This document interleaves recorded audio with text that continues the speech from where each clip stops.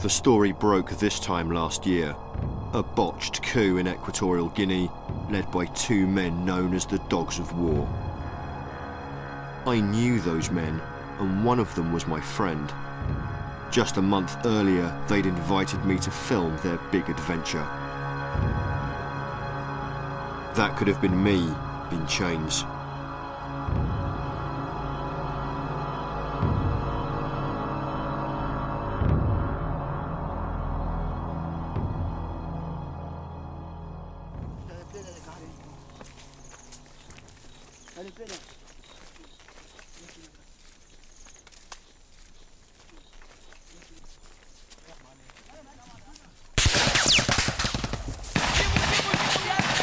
Okay, Nick, you're my eyes. I can't see anything, so tell me. I'm a freelance journalist filming a brutal civil war in Liberia. In front of me is my bodyguard, Nick Dutoy. Stay on the side.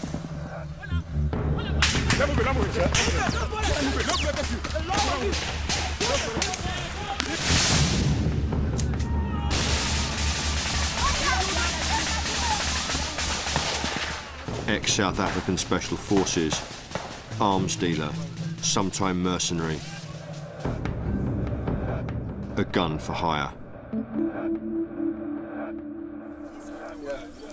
Thanks a lot for your review. We'll see you in a few days' time.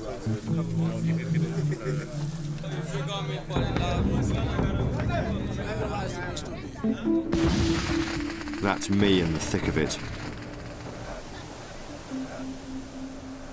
The number of times he saved my life by doing one thing or another, I can't even keep count of. And he put himself directly in the firing line. I'd only known Nick a few months, but our experience brought us close together. I wouldn't be here now. I wouldn't be alive if it weren't for Nick. It's that simple. Nick and I had hours and hours and hours to talk to one another, to talk about our families, our friends, our hopes, our fears. And he saved my life. Once you've been in a situation where you owe your very existence to someone, you see that person for what they are to you, and what other people might think of Nick, and what other people might think of what he did or was trying to do. That's not something you can calculate into the equation. Just a week back from Liberia, I got a strange call. Nick wanted me to meet him in a restaurant just outside of Paris. He wanted me to film what he described as his next African adventure, and to meet his friend Simon. Simon turned out to be Simon Mann, old Etonian, veteran of the SAS, the son of an England cricket captain and establishment buccaneer.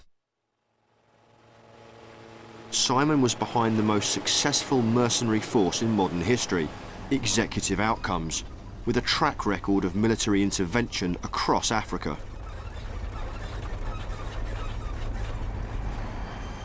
Simon had teamed up with Nick. They were planning a coup. I was being vetted for the trip. I didn't know that I was meeting Simon Mann. I was meeting a man called Simon. And the reason for us all being here, talking, was never overtly mentioned.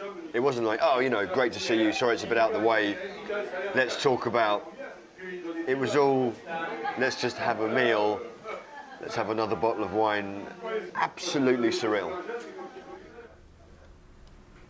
I wasn't sure where the coup was going to be, but as a journalist, it was the opportunity of a lifetime. I agreed to film it and went home to wait for the call. But then my grandfather died. I contacted Nick to say I'd have to drop out. In February 2004, Nick called with some surprising news of his own. He said to me that actually he was very unsure whether he was going to go ahead or not, and he really left me with the impression that he'd withdrawn from the whole operation.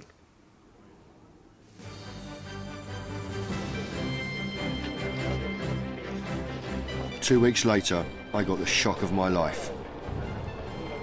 Simon Mann and 69 other men were arrested in Zimbabwe. Their 727 impounded on the runway, trying to collect arms. Their target, it turned out, was the oil-rich African state of EG, Equatorial Guinea, run by the dictator Teodoro Obiang. And worse was to follow. Nick Dutoit and 14 men were arrested in EG, accused of being the advance guard for the coup. In South Africa, Mark Thatcher protested his innocence when he was accused of financing the coup. Simon Mann and his soldiers were now in chains in Zimbabwe. Conditions were even worse for Nick and his men in EG's Black Beach prison. Just weeks after their arrest, one of them died, allegedly from torture. Nick was in serious trouble. When one of Nick's colleagues died in jail, I really thought, there but for the grace of God go I. And it was a surprise to me when Nick was arrested, because the lasting impression that I had was that he'd withdrawn from the operation. So, I mean, as a journalist and as Nick's friend, I really want to know what happened.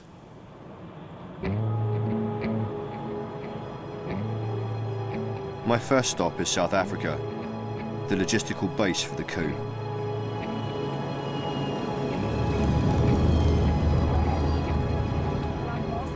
As details of the coup emerge, it's hard to see how Nick could have been involved in such a shambles. I'm going to meet Belinda Dutoit, Nick's wife. Hello.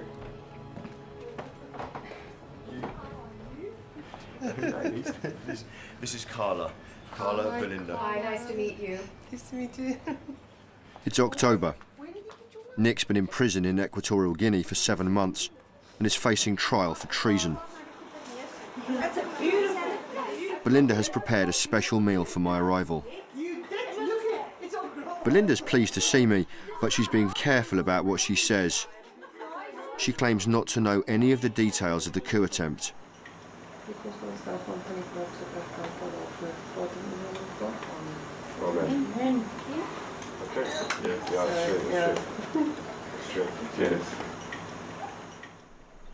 She's now having to face the consequences of Nick's unorthodox profession. Our whole life has been just ripped apart. I'm not just talking about Nick, I'm talking about his family, talking about me and the children. You know, if you know, they are being sentenced and they get 5 years or 6 years, then you can start organizing your life accordingly. But right now, it's like it's hanging on a line all the time because you don't know where it's going to go. And deep down, I think all of us feel that way. There's still the hope that they might be able to come home. So you like thinking, okay, let's take it another day. Maybe when the trial goes on, they will get a clemency, which we don't know. Belinda isn't telling me the whole story. So the next day I track down a man who knows Nick better than me, another soldier of fortune. Maybe he can tell me more about what Nick had been up to. Hi there. Have I been here before? Yes, I have, Okay, yeah. just select the left-hand side, select the parking that side. Thank you. Do likewise.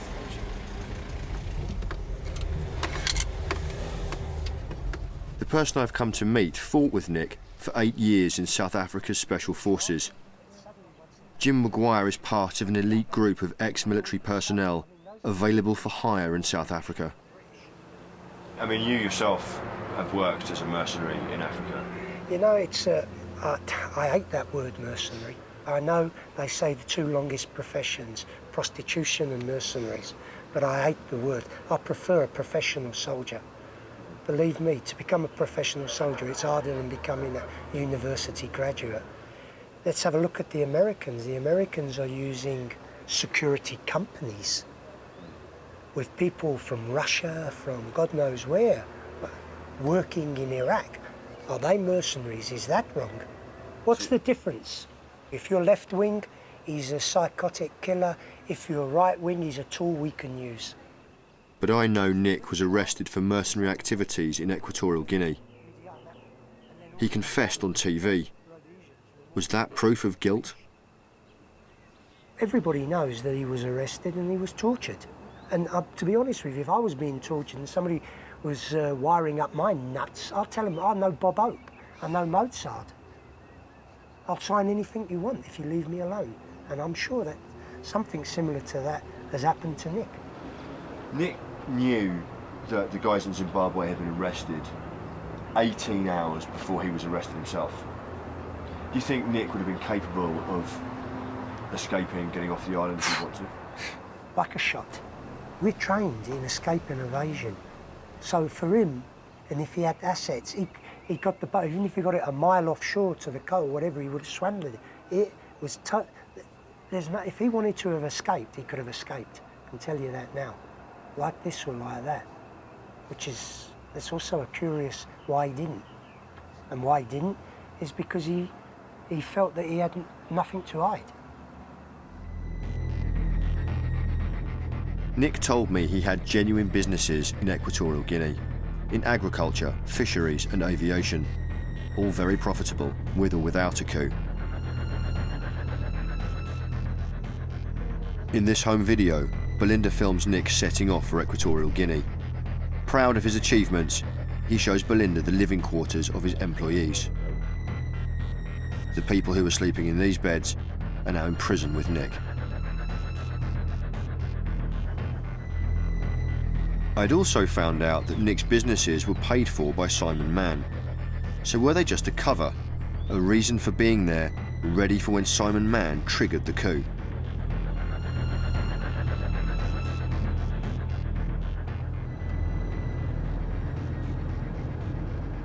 One man who might know the answers is Nick's business associate, Henry van der Vesterhuizen. I'm hoping that Henry is going to be pretty key to unravelling Nick's state of mind in the days, possibly even hours before his arrest. And if anyone is going to have a hand on that, it's going to be Henry. Like most of the people in this story, Henry's nervous and doesn't want to be filmed, but he has agreed to talk. We decide to meet in a shopping arcade, not far from his office in Pretoria.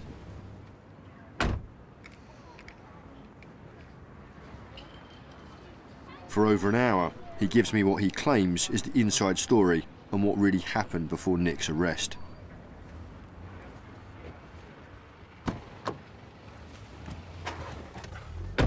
According to Henry, the world is not quite as it seems. Quite astonishingly, what Henry's saying and giving a lot of details of is that there were not one but two attempts to do this. There were two separate coup attempts, not just the one on the 7th of March where everyone gets arrested in Zimbabwe, but a whole other operation that took place on the 18th and 19th of February. And Nick had said to him absolutely categorically that he was walking away from it. He said, look, I don't want anything more to do with this, I've walked away from it. So was it the failure of this first coup attempt that made Nick want to pull out altogether? Henry told me to go to Vanderboom Airport. There, he said, I might find some clues.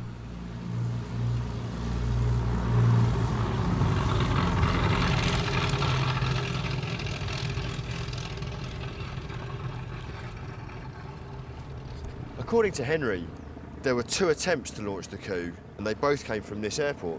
I find it extraordinary coming here that it's just wide open.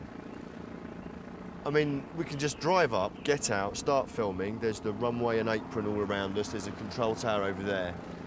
And there's no security, there's not enclosed. If you're going to launch a coup attempt from somewhere, I mean, presumably you want to keep it fairly quiet. The first attempt on the 18th, 19th of February involves two DC-3 aircraft. They're filled up with internationally notorious mercenaries. I can't imagine Nick being particularly happy doing this from here at all. But having done it once and it failing, to then come back and try it again, I mean, it's just tempting fate, really. The original plan was to fly to the Congo and pick up arms for the coup, then fly on from there to Equatorial Guinea. But the arms never showed up, so they all came back home. At the end of this little runway strip here, there is in fact a DC-3. Holds 36 people, and they've got good range. They can fly all over Africa.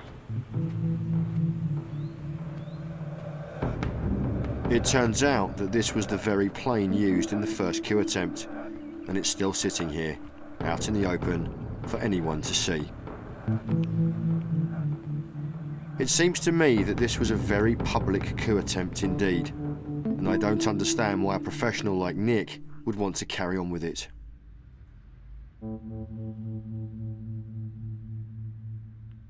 Back at Belinda's house, I find Belinda nervous and edgy. She's constantly scouring the news for stories about Nick. The trial of 18 alleged mercenaries, including 8 South Africans and Equatorial Guinea, has been put on hold to allow prosecutors from that country to question Thatcher. Equatorial Guinea believes Thatcher helped finance the attempted coup, something he denies. The hearing continues. Belinda's worried about how Mark Thatcher's case will affect Nick's trial in Equatorial Guinea, now only weeks away. Do you think this could help Nick and him? What is your honest opinion here, James? My honest opinion is that the Equatorial Guinea government have made up their mind exactly what they're going to do with Nick about 7 months ago. Belinda thinks that Nick is going to be the fall guy for the coup. I mean, what do you feel about the trial? Do you want to go? Yes, I want to go. Can you go medically? What's the deal with that? After that, I'm going to be like 1 week out of hospital, then I'm going to fly out. I'll just have to. I'm strong, I can do it, James. Belinda's representing the wives of the men in prison. She's campaigning to get them a fair trial, arguing that alleged mercenaries have rights too. Assist us as citizens of this country to protect the lives of our men, fathers, sons and friends who face almost certain execution in a country which has no respect for the basic human rights. And it's not just Belinda's husband who's in trouble. Her brother Errol also joined the expedition, so he's in jail too, in Zimbabwe. Karen, his partner, is due to visit him there soon. I've arranged to meet Karen in Zimbabwe to find out what happened there. Nick and Simon were in Zimbabwe only weeks before they were arrested. Finding out why will be dangerous. Right, okay, so... I've worked there before as a journalist. My name's known to them. And very specifically with this story, my name has been linked with Nick du Toit in the past, and it's also been linked with Simon. So if they think that I'm in any way going there, either as a journalist or as part of the people who are arrested there, I'm in a serious trouble.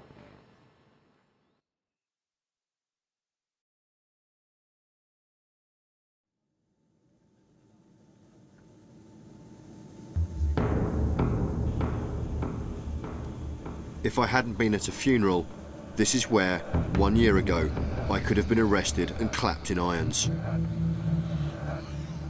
I can see the coup jet still impounded on the edge of the runway.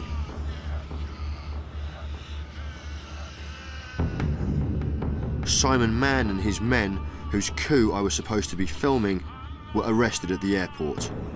Mann is here in Chikurubi prison for 7 years for arms offences. My friend Nick du Toit's brother-in-law, Errol, is in jail here too. I'm here to meet his partner and try to find out what role Nick might have had in Errol's arrest. I'm on my way to Chikurubi maximum security prison, and this is very dangerous. This is probably the most currently dangerous location to try and film covertly in Zimbabwe. Behind these walls there are now 66 South Africans who were arrested with Simon Mann when their plane was intercepted. They're serving sentences of up to 18 months for immigration offences. Okay, now stop, no.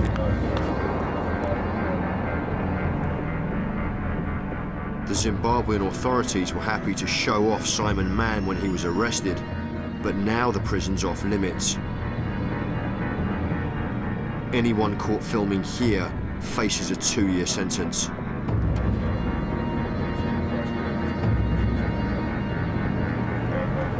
Keep your eyes absolutely peeled for coppers. It's no easier filming in town.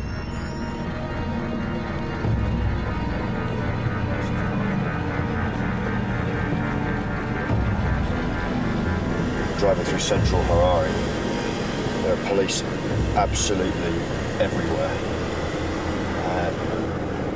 The general assumption is that anyone with a camera, even if you're a tourist, is really a journalist. And that will result in a trip to the police station. And if you're lucky, being bundled on to the next flight out. And if you're not so lucky, spending a bit of time behind bars. I know the coup unravelled in Zimbabwe when Simon tried to collect his weapons. Earlier, Nick and Simon came here to this government-owned arms supplier to do a deal for the first attempt. Simon needed Nick. Nick is a licensed arms dealer, but something went wrong. I'm meeting Dumasani Mulaya, one of the few independent journalists still working here. He wants to show me Nick and Simon's inventory of arms. AK-47s, rockets and ammunition. What went so badly wrong with the deal? Presumably these negotiations started off like any other weapons deal they've done in the past. Yes, they have started as one of those normal arms deals that they've done in the past. But apparently things they changed course when Nick came here. He told me Nick had a cover story. As it turned out, the wrong cover story. He wanted the weapons to supply Katangese rebels in the Democratic Republic of Congo. So Nick actually said, we want these weapons to give to rebels in the Congo. Yes, But Simon and Nick didn't stick to the same story. Simon, man, he mentioned a different reason which was going to protect a mine. Nick mentioned the rebels, which made the government here very uncomfortable. This sounds like Nick, the toy, made a real error of judgment. He apparently thought that it would not matter, they didn't care what the weapons were used for. Underestimated the possible negative reaction from the government in Zimbabwe. Across town, Simon Mann's lawyer, Jonathan Samakange, has agreed to talk to me. He's also keen to put the blame on Nick. If Nick, the toy, had not mentioned the DRC rebel movement, do you think the deal would have gone ahead as planned? Yes. Yes. The only unfortunate statement which he made was that he said, I'm going to supply rebels in the DRC. The arrest was never designed, and this is on record, and it's under oath, was never designed to stop them from going to Equatorial Guinea. It was to stop them from supplying rebels in DRC. So Nick the toy was to blame for the operation definitely not succeeding? Yes, definitely. If he had not issued that statement, Simon Mann would not be sitting in Chigurupi. I kind of swing from thinking that he was involved and walked away, and I don't know, the more detail you get, it just seems as if he really messed it up. I suppose part of me really wanted to believe that he'd been framed in some way. I think he just messed it up.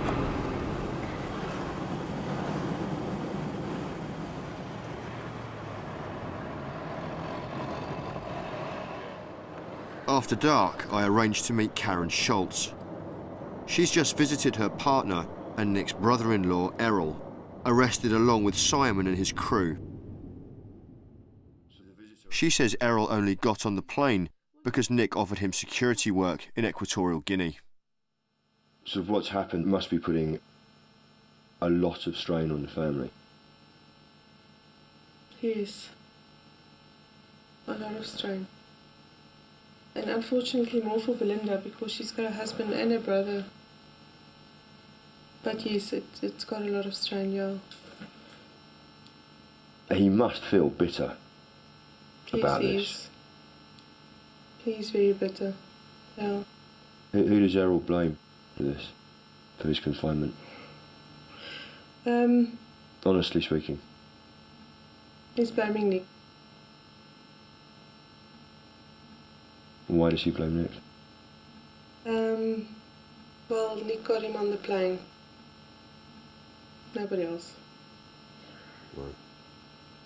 I mean, by anyone's standards, anyone who got onto that plane after the first attempt must have known that they were taking some kind of risk. Yeah. I think he just trusted Nick so much that he just went with it, you know? That's what I think.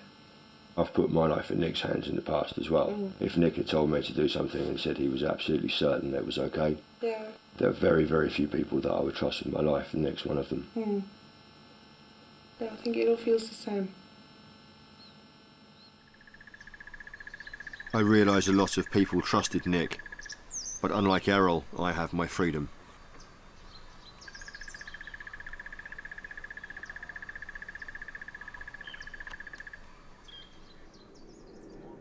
I'm glad to be getting out of Zimbabwe. I now know that Nick's African adventure had far-reaching consequences for a lot of people.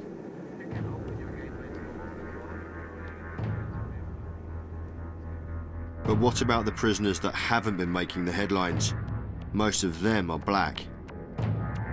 Many are Angolans from South Africa's old Foreign Legion, the Buffalo Battalion, relics of a bygone era.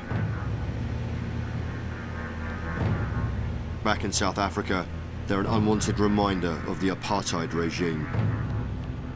They and their families have been shunted off to the edge of the Kalahari Desert. It's another long flight to try and find them.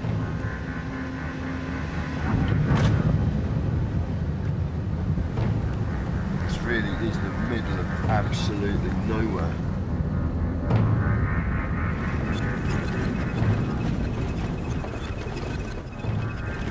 Driving into Pomfret, we're told that the men who live here are renowned fighters, but most of them are unemployed.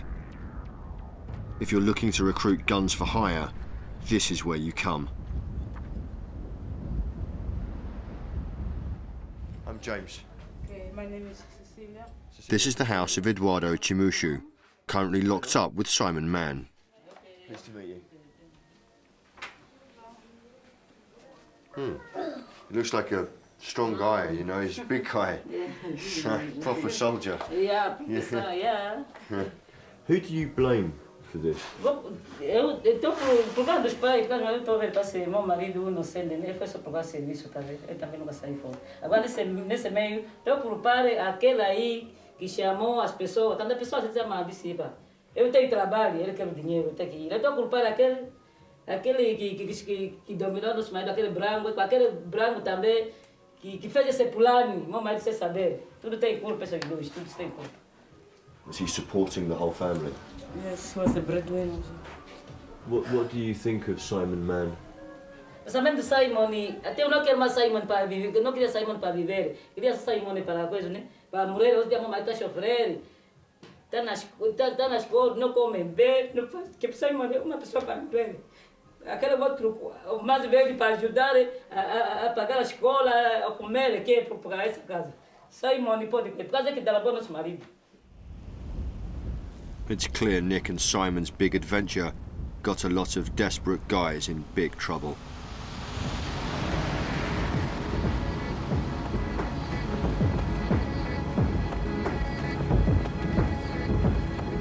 Back in Pretoria, a breakthrough. I hear that Henry van der Vesterhuizen, Nick's business associate, talked to the security services here.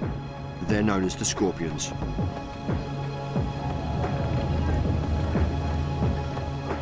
I've been told that if I want to know more, I should wait in this garage.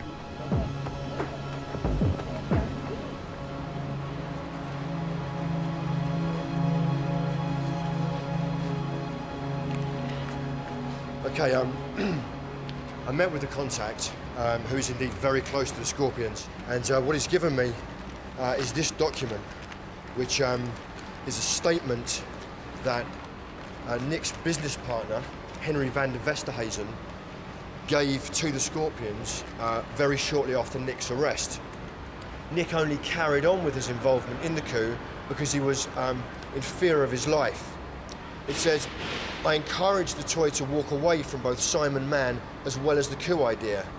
He told me that he was worried, as Simon Mann had told him that the investors have spent too much money on this project and that the investors will definitely kill them if they have to withdraw from the project. Before Nick went back to Equatorial Guinea, he asked Henry to go to the Scorpions and give them a full briefing of exactly what he was going to do in Equatorial Guinea. A meeting was to be arranged with the national prosecutor. The meeting only took place on the 18th of February 2004, during which we agreed that the main backers of Simon Mann and his group should be investigated.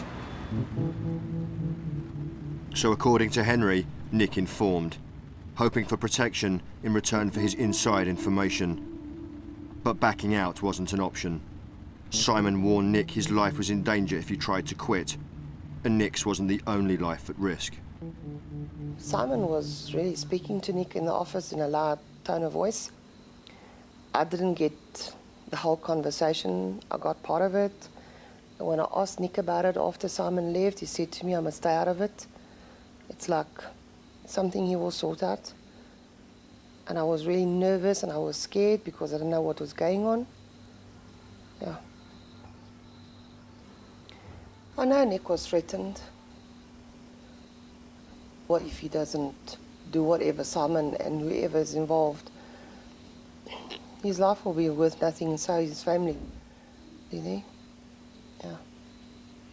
Do you want to go back to Equatorial Guinea? I don't want to, but I have to. It's like I have to go back, but it's like not me. I don't even want to think about it right now because it's really a bad place to be. No, it's terrible. Belinda is due to go to Equatorial Guinea soon enough. Nick's trial for treason is just about to begin there. I'm hoping to be there too.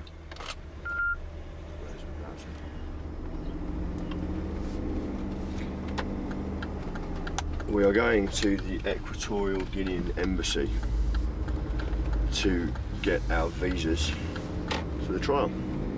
Problem, of course, about being given visas by despotic regimes is that actually getting the visa isn't always a good sign, because what it can mean is that, yeah, sure, come and stay, but for rather longer than you were anticipating.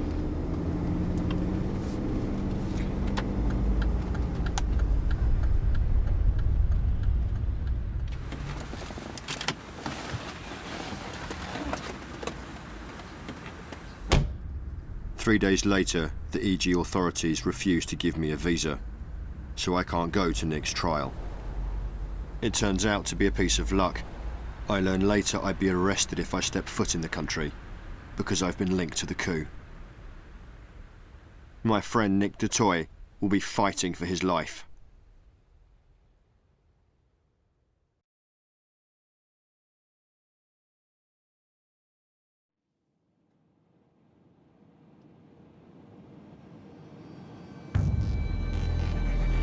My friend Nick Dutoy is on trial in Equatorial Guinea for a coup I was supposed to film. The authorities would arrest me if I stepped foot in the country, so my producer is filming without me. This was the target of Nick and Simon's alleged coup. Their interest was oil, now generating millions of dollars of revenue every year. Journalists are banned from filming ordinary scenes like this on pain of arrest. The government doesn't want this poverty recorded.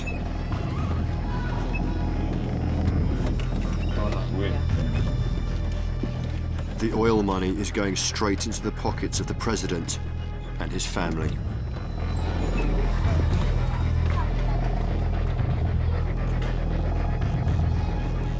Driving to the centre of town, Belinda Dutoy is already at the police station. She's been in EG now for 3 days with Nick's lawyer. trying to get food and medicine through to Nick and the other 13 men in Black Beach prison. But she's had no luck.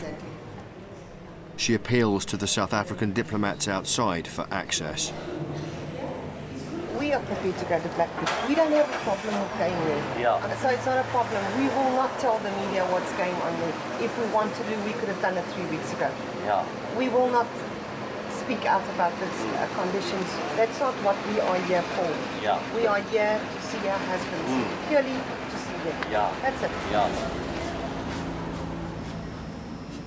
Well, they said they will try and get us a visit on Monday or Tuesday, but we know how it works. We've walked this road. I've done it. This is the 3rd time now. You can sit here up to 3 weeks without getting any visitation. So I just take one day at a time now. It's every day I have some hope. Well, I'm not without hope. Every day I just take one day at a time right now, because I don't think anybody can predict the outcome. Nick and the other men accused of being mercenaries are on trial here. But it feels more like a military tribunal than an exercise of justice. Their proceedings are random and totally unpredictable. Under President Obiang's watchful eye, Belinda and the other wives wait for the prisoners to be hauled out of their cells.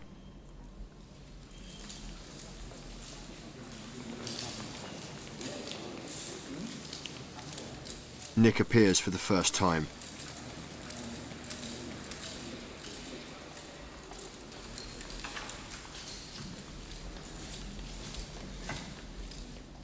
Their hands and feet have been manacled 24 hours a day for the last 8 months.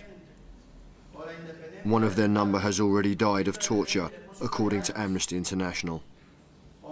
Nick is separated from the other prisoners, punishment for having spoken out about the torture. The charges are read, and the prosecution asks for the death penalty for Nick. Previsto en el artículo 142 del Código Penal vigente, sanciona la pena de reclusión mayor a muerte, tanto como si se tratara de delito consumado, frustrado y la tentativa del mismo. And then, without any notice, the prisoners are allowed to speak out. Now, I would like to ask you, please remove these handcuffs, because we've been 8 months and 24 hours with the handcuffs. Please, we need to be free for a while. Nick comes forward. I'm pleading and I'm putting a plea forward to this court to please consider taking off this chains of us. Since our arrest, we have been chained like wild animals, handled like wild animals. We have been tortured by the police. And up to now, we still don't know what is the reason, because we have not involved in any coup attempt. No weapons, no arms, no explosives. Nothing has been found on us. We haven't done anything wrong. We haven't run away out of this country. If we have done something wrong, we would have tried to run away.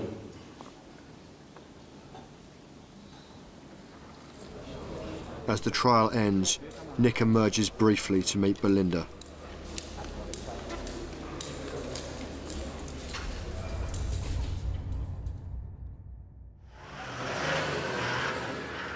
The men are taken away at the end of the day. It's anyone's guess when the verdict will come in. Belinda heads back to her hotel. I started the day feeling nauseous. I was so scared because I didn't know what was going to happen. Well, I'm still scared. I don't know what the outcome of the trial is going to be. I don't know, I just have this, I have a lot of hope in my heart right now. Maybe the judge will listen to them, I don't know. I hope.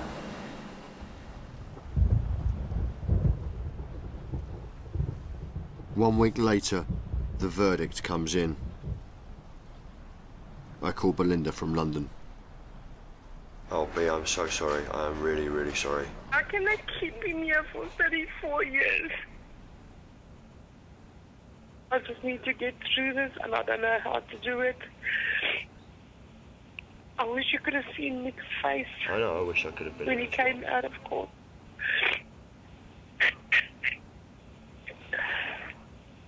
Yeah, I wish I could have seen He it.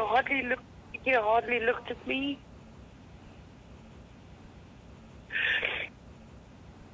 You are giving him the sentence, but it was not a fair trial, James. Oh, B, you've been so strong for so long. You must be just exhausted by everything.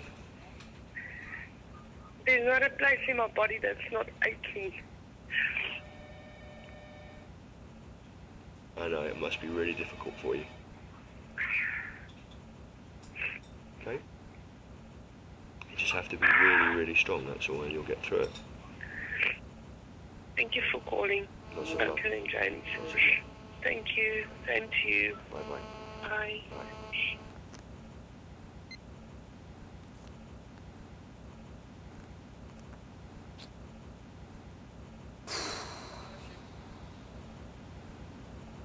She's not good.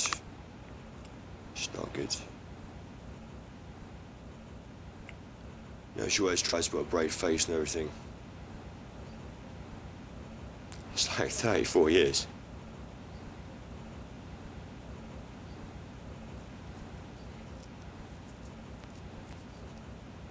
It doesn't really matter which way you cut it, that's one of my best friends. 2 months later, Mark Thatcher walks free after pleading guilty to breaking anti-mercenary laws by agreeing to finance a helicopter linked to the coup. He pays a £270,000 fine. Everybody is asking about the terms of the agreement, and the only thing I can say is that there is no price too high for me to pay to be reunited with my family, and I'm sure all of you who are husbands and fathers would agree with that. The fact is, none of the people who financed the coup have been brought to justice. And that's the truth about Nick and Simon's African adventure. Whoever was in or out, it's becoming clear who the winners and losers are. Back in London, one of the men who it's been alleged financed the coup, something he and the others named with him deny, has agreed to talk to me. He's Greg Wales, who was in Gran Canaria off the African coast just when the coup was supposed to take place. He was there with Severo Moto, the man meant to replace President Obiang. Coincidence, or was he just there on holiday? It's a nice place for a holiday, but I wouldn't say I was on holiday. Equally, there were various discussions and events taking place there. So I think I'd probably say the situation is a good deal more complex than is widely reported.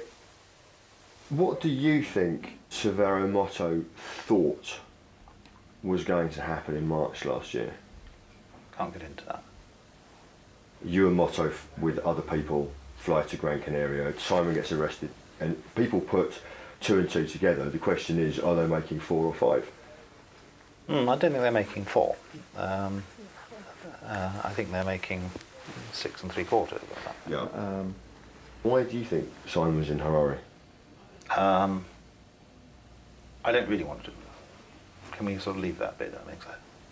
This whole thing has also been billed as rich white men trying to take over bits of poor Africa, and that this is really the Africans' final revenge against the sort of avaricious white businessmen. Well, I think that makes a very amusing story, but they would have to be unbelievably stupid white men to have done that. Nick is in prison in Equatorial Guinea, which is probably one of the worst places in the world to be in prison. Correct, yeah. How do you feel about that? I think, from what I know about his position, that is one of the more unpleasant miscarriages of justice I've come across. Clearly, the Equatorial Guinea government didn't produce any evidence of any normally satisfactory kind about it. I think he's quite capable of not so much a fall guy, simply having suffered from an extremely bad case of being in the wrong place at the wrong time. Like many people in this story, Greg has chosen his words very carefully.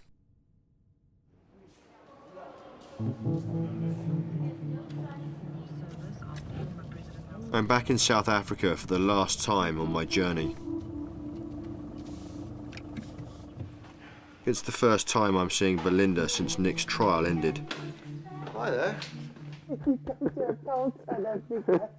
It's freezing. Nick's now serving the first year of his 34-year sentence. The stark reality of life without him is hitting Belinda. Financially, are you able to keep doing this? No, I'm not. No. No, I'm not at all. So what happens when the money runs out? Oh, God, I don't know. Just start selling off everything. Not that we have much right now, but what we have left, start selling it at survival time. I mean, I must think of my children. I have a daughter that's 11 years old, so I've got to start thinking about the future. I kind of set out wanting to make a film that was going to prove that it was all some terrible mistake. And it's all got much more complicated than that. It has. If you feel that way as his friend, how do I feel as his wife? I mean, I'm just as much in the dark. There are so many questions that I just don't understand. It was all just a sort of an adventure between us, Yeah. really. It was just work. But that's not normal. It's not normal, the type of environment that you guys are in. It's not normal. If nothing is done and Nick stays there, I mean, how do you... I don't think in terms of 34 years for Nick there. I mean, they will not even survive one more year there. That's my personal opinion. What I've seen and what's been going on there in jail. You won't survive that. You'll die. They'll die, all of them will die. They will die. They will not survive. They won't even survive a year, one more year. If you look at the way they look now after 11 months, can you imagine what they're going to look after another year? They will not survive. No. I've got to go and pick up my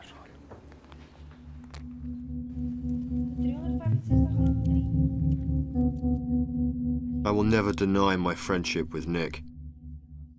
The man I knew in Liberia risked his life to protect me and tried to protect his family.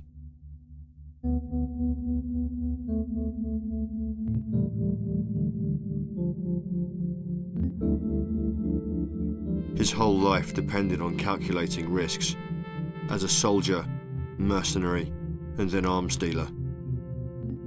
But this time he got the calculation badly wrong. Mark Thatcher's house is up for sale for £2 million. He's now back in London.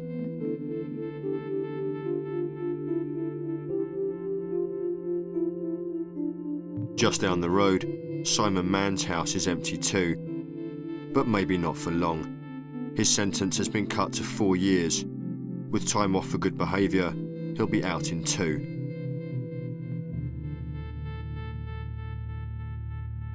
No such luck for Nick.